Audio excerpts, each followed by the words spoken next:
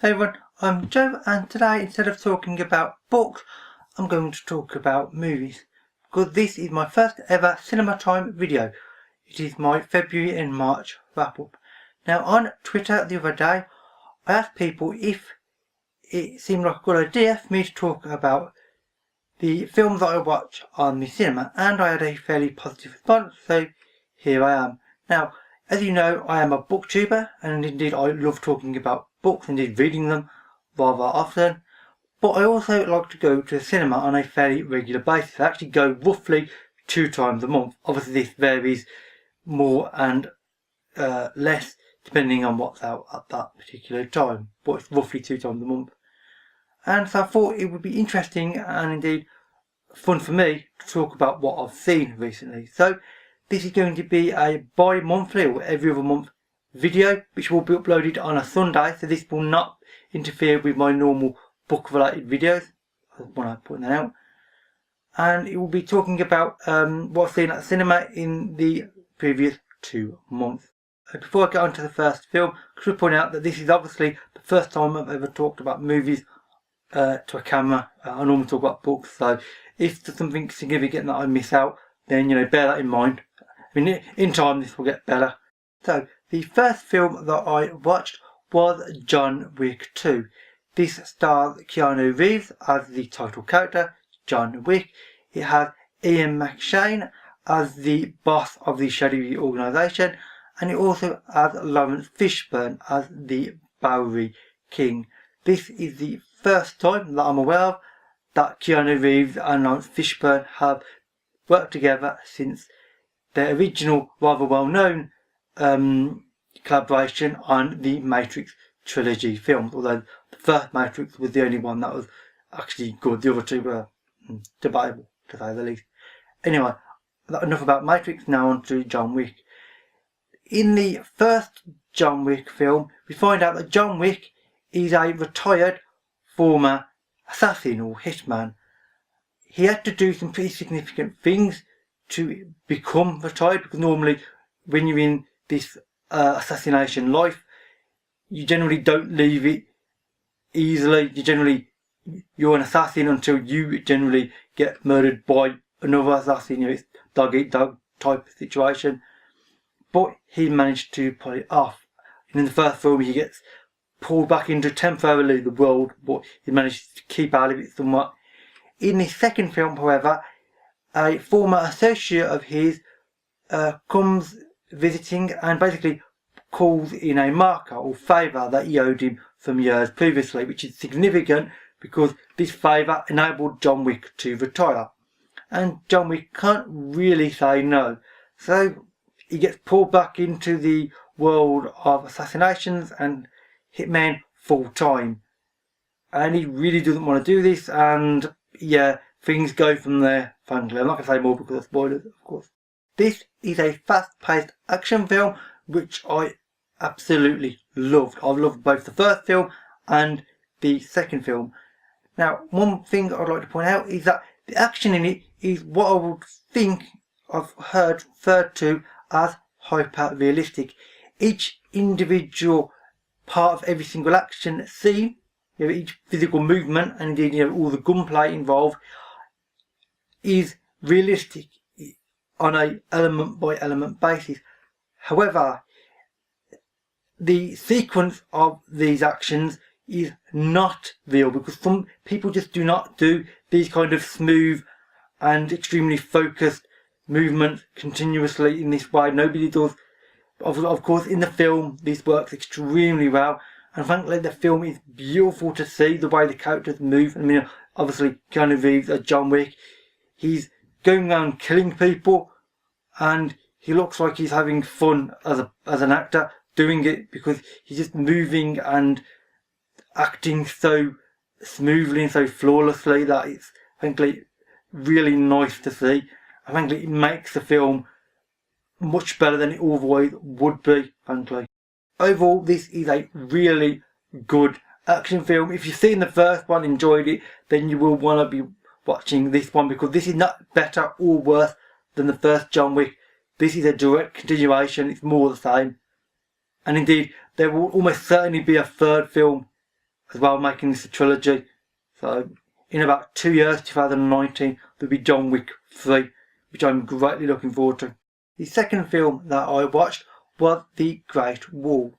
This starred Matt Damon, Tian Jing as the main and only female character in the film, basically, and Willem Dafoe as a rather creepy and unlikable character, which he manages to pull off with some really good flair. As far as the plot goes, this is an historical fantasy based around the idea of an alternative reason why the Great Wall of China was built. Rather than to keep out marauding barbarians, the Great Wall was actually built to defend against, well, still marauding, but this time they are marauding monstrous creatures, and they are not even vaguely human-like or indeed animal-like in the way they act. Now, every 60 years there is a massive attack from these monstrous things on the Great Wall. There is a garrison constantly on the wall defending against them. However, over time, these monstrous attacks are getting worse and worse and worse. The creatures are getting smarter, generation upon generation, and now the garrison on the wall is barely managing to hold out now against these creatures, and they know that before much longer, if something doesn't happen, they're going to fail, and then the creatures will obviously go through the wall and get onto the main population of China, and obviously essentially wipe out China as a country, which is obviously extremely disastrous for everyone involved. Matt Damon's character is an adventurer of sorts. He's been sent to China to find the black powder or gunpowder. The rest of the world does not have it, and everybody thinks that China has it, which they obviously do, and he wants to get it and bring it back to his country. However, due to obviously the events of these creatures, he ends up getting involved in the defence of the wall, obviously, and becoming a sort of heroic character, and it goes from there basically. This is a fun and fast-paced film, once again. I really enjoyed it. All the actors and actresses do a really good job. Tian Jing as the primary and only female role in the film stole the film basically, because she actually does a much better job of it than everybody else, including Matt Damon. She really does play the role well. And one thing I'm going to point out about this film is the use of colour. All the different types of troops that are stationed on the wall are colour coded by the armour they wear. There's red troops, green troops, blue troops, and so on. This contrasts beautifully with the environment, which is of course is the Great Wall of China, which is obviously greys and browns of the stone. So this contrast between their colourful striking armour and this stone is great. You know, you've got them marching around and on this sort of slightly dull environment, well, at least the dull colours of the environment. I mean, the wall itself looks beautiful, and it's that contrast basically makes this film much better. And obviously it's done for that reason on a big screen, cinema screen. That contrasting colour and the way the troops moving around the wall and such is fantastic. I mean, I didn't love the film, admittedly, despite that, but it was a good film, it really was, and well worth watching at cinema. The third film that I watched was Logan. This stars Hugh Jackman as Logan, or Wolverine, because obviously this is the X-Men universe. It stars Patrick Stewart as Professor X, or Professor Xavier. Yet again, he's returning from previous X-Men films, and it introduces Daphne Keane as the very young X-23 character, which fans have been waiting and dying to see for many, many years. Now, as far as the plot goes, this is set in the near future. Mutants are barely exist anymore. Most of them have died out. Obviously, Logan's ability is, of course, to regenerate, so he's essentially immortal and he can recover from any injury. However, his mutant power is starting to fail him finally, and now he's actually starting to age, and indeed his healing ability is no longer working. So when he has his claws come out and then put back in, his hands are not really healing, and indeed any injuries he gets to himself heal very, very slowly as well. He works as a limo driver, and he's also looking after Professor Xavier, who is now in his extreme old age. I think he's 90 in the film. And one day he's asked by a woman to transport her and her daughter, Daphne Keen's character as X-23, across the country to a place known only as Eden, which is a safe haven for mutants, and obviously Daphne Keen as X-23 is a mutant. And the plot goes from there, because obviously there are people that don't want them to get to Eden, and there's a sort of evil agency, so to speak, chasing them, and various fight scenes and such. This, again, is another fast-paced action film. However, unlike the previous two, and indeed unlike almost every other comic book-based film that I've watched in recent years, this film actually has some true emotion in it and a real sense of empathy with the characters. You feel for Logan and Professor X. They are aging sort of superhero characters in this world that no longer has superhero characters in it. Most of them have died out, so they're still trying to survive as best they can, but they also are both aware that they're both now getting older, and indeed they both now will die, including Logan, who of course has always thought of himself as, you know, this sort of immortal character that will just continue despite all the horrible things that he has to suffer. He'll still continue, and frankly you empathise with him because you know that he kind of is anticipating and actually looking forward to the fact he may well die at some point in the future, because he's kind of had enough of fighting the world as Wolverine, and now he wants to he just wants to be mortal finally, like everybody else has the advantage of. This is a very poignant and a very powerful film.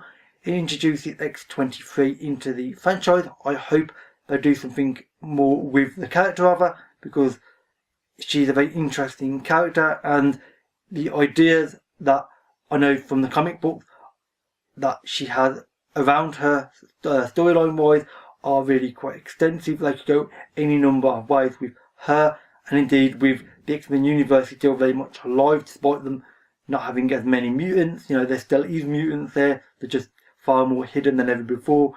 And overall, I loved this film. I really did. This is probably the best film I've watched in the last few months, frankly, and I really enjoyed it.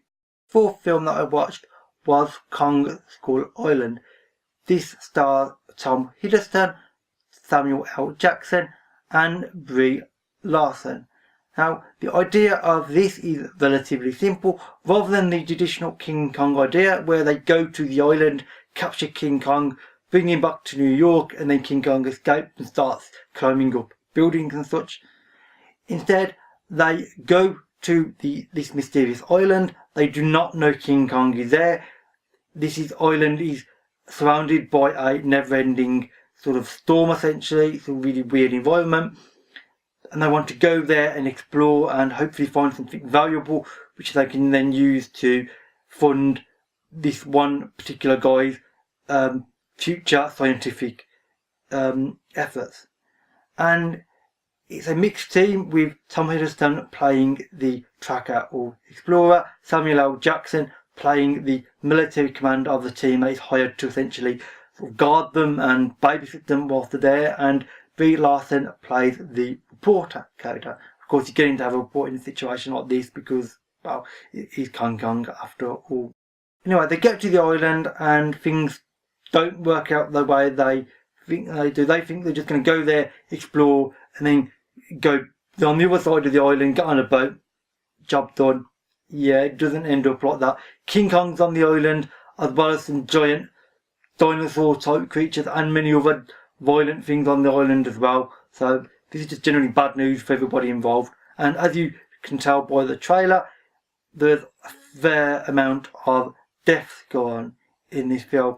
And talking about the trailer, I would actually say, if you want to watch this film, do not watch the trailer first. This sounds really odd, but I actually think this is one of the cases where the trailer gives far too much away about the film by miles.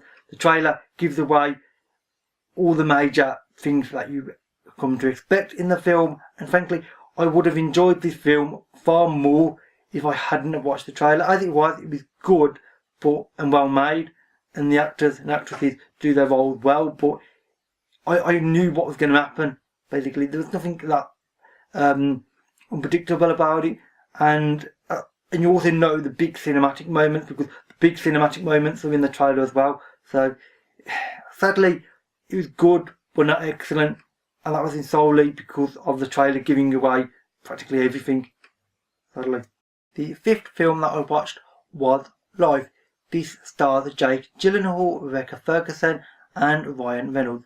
And before I get onto the plot, can I just say that Ryan Reynolds has been given the same level of billing and importance as Jake Gyllenhaal, as far as, sort of star rating and sort of, the advertising for the film goes. However, Ryan Reynolds' part in the film is extremely small compared to Jake Gyllenhaal or Rebecca Ferguson. They're in the film from start to finish. He's in it for about a quarter of the film. So that kind of vaguely irritates me. It's like, why are they advertising his part in such a significant way? Because he really isn't a significant part in the film. Anyway, as far as the plot goes, this is a crew of scientists and engineers who go up to the ISS, or the International Space Station, to await the arrival of an unmanned probe which is returning from Mars, and this probe has, as you can tell from the title, a sample of life from Mars. However, if you watch the trailers, you will know that this life is not exactly ET, it's not friendly. This is much closer to Alien, and indeed the similarity with the classic horror film Alien is quite significant, because it is in a space, in an artificial environment. There is a crew that are getting killed off slowly, and it has the same level, in a way, level of suspense that Alien does. And I really enjoyed this film. I didn't love it in ways, because you kind of know what to expect because of things like Alien. You know that there are going to be sort of jump scares throughout the course of the film, but it was still extremely well made. And the thing that I appreciated about the film was the location that is set. Rather than being set on the Nostromo, which is obviously where the Alien film is set, flying through space in the future, this is set in the very near future, within a few decades, I believe it's meant to be set, on board the ISS, which is obviously a real thing above us right now, orbiting the Earth. And it's this, not familiarity, but this sort of almost partial realistic aspect of it that makes the film relatable, frankly, and it makes the film more interesting, because you know that there are people right now, as I'm filming this and indeed as you're watching this, there are indeed scientists and such on the ISS now doing whatever they do up there, various experiments and things.